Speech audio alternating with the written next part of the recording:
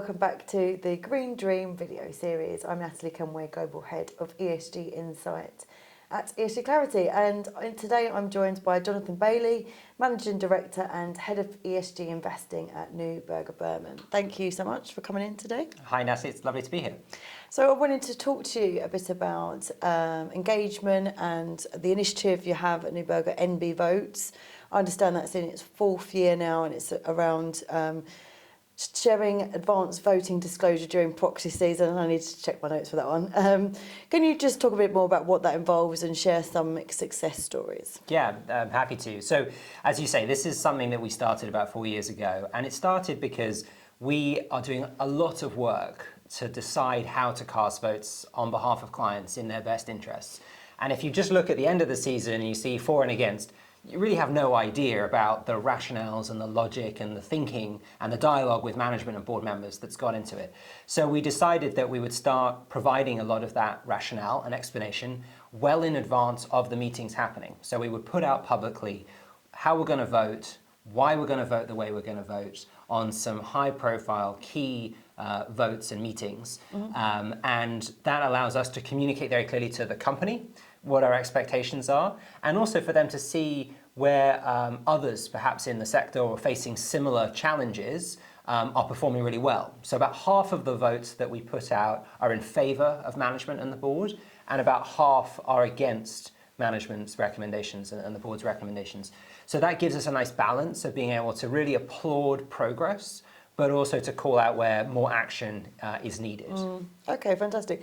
And are you starting to see some trends around engagement and where these votes are focusing on at the moment? Absolutely. I mean, obviously, there are things in E, S, and G, and clearly, classic governance topics are an important starting point. So, for example, we've had Netflix in the NB Votes initiative for multiple years.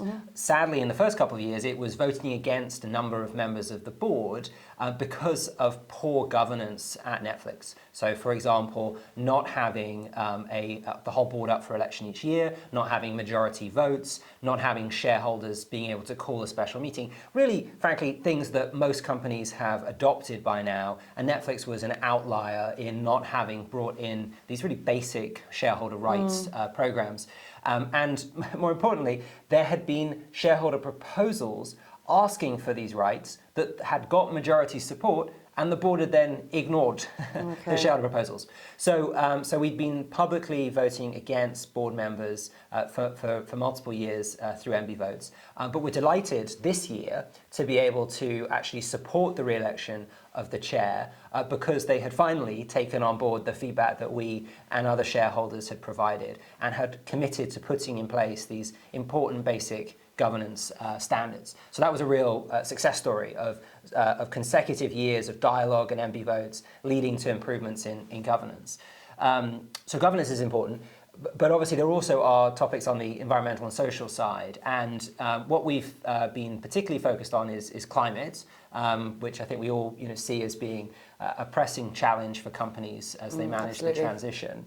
And so that's one where we've been supporting proposals, for example, at Berkshire Hathaway this year, calling for, again, pretty basic carbon disclosure and reporting, and supporting a shareholder proposal there. So that's something where we provided the rationale and explanation, and that sadly didn't get majority support, but it's a helpful escalation tool with the company. Yeah, it's put it on the radar, isn't it? It's out there. And I understand that you've made some announcements, or Neuberger has made some announcements recently on gender diversity on boards. What's your plans around that? Well, look, at this point, we really think companies have had a good amount of time to make sure that they have a diverse range of skills and experiences on their boards. And so we introduced at the beginning of this year an expectation that there be a 30% proportion of women on gender diversity on boards. I say women because sadly, most of the time, it's not that there's a majority of women in place. So we brought into place a 30% gender expectation at the beginning of this year. And we said to companies, we're not going to vote against anybody this year. We're being transparent around our expectations. And so next year, having given companies sufficient notice and having reached out to the small number of companies we own where that wasn't the case.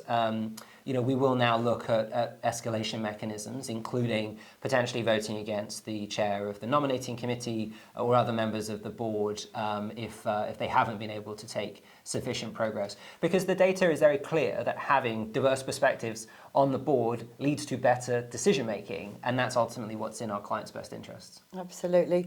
And I know I asked you this last time we had a video chat, and I think it was in lockdown, so it was a bit different, but what's your favourite sustainable drink or snack?